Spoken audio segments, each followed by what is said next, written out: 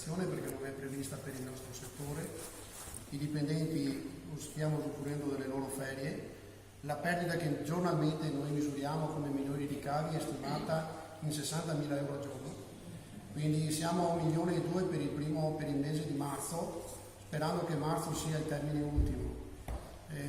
La cosa ovviamente aumenta perché aprile coincideva anche con l'attività turistica della Pasqua, quindi per noi è un grande sacrificio.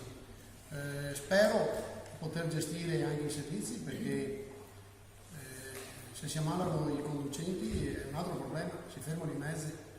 Quindi abbiamo questa anche necessità di gestione. Dal punto di vista organizzativo l'azienda è in grado di gestire tutto quello che fa da casa, perché la nostra innovazione tecnologica ci permette di controllare tutto, poter lavorare autonomamente da casa, chi ovviamente lavora negli uffici. Il mezzo va guidato e quindi voi capite che lo smart working o quello che non c'è.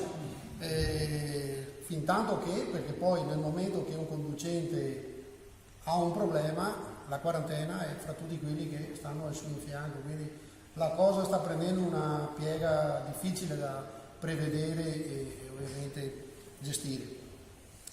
Noi siamo sul pezzo.